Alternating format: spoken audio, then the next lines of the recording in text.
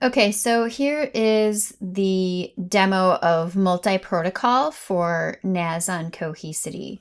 So essentially what we did here is we created a view, which you can find under File Services and Views. In that view, we have data stored. Also, we have some settings.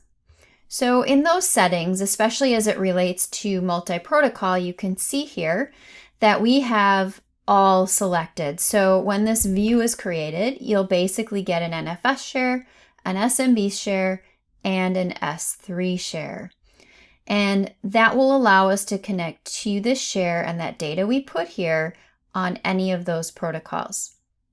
The other important element that we have here as it relates to Nazz is under security and security styles. Unified permissions will allow us to keep permissions consistent between Windows and Linux. So that's relatively important in the Nazz world. Outside of that, a couple other important things would be we can do our traditional Cohesity deduplication and compression. We can set quotas, so if we want to limit how much storage is actually used, we have that capability. Then I'm going to jump down here to the NFS options. We do have the ability to make these discoverable or not. And we also have some root level permissions that we have control over. By default, it actually looks like that. The SMB options are also good for potential customers or for our customers. We do have the browsable share option for SMB. We can enable access-based enumeration, which is important for users to be able to see their files and folders. And we have the ability to do encryption for SMB3. So some very powerful settings for this Nazz view.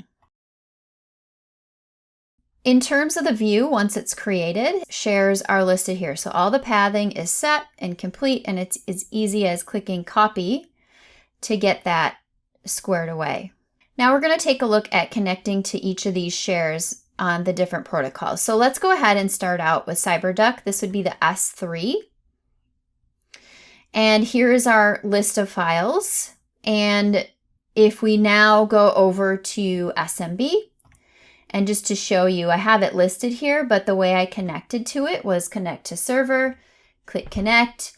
We have our list of same files.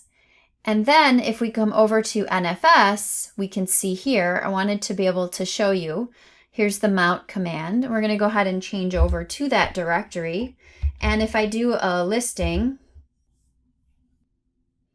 we can also see those files. Now let me take this a step further, and I'm going to come out to the SMB and I'm going to go ahead and edit a file.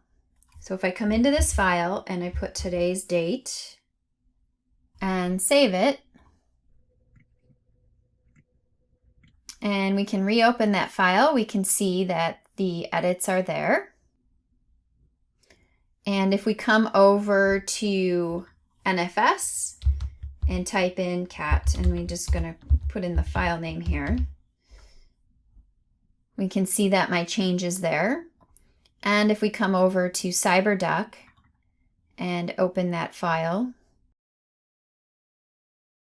we can also see that that change has been made. So that wraps up this demo.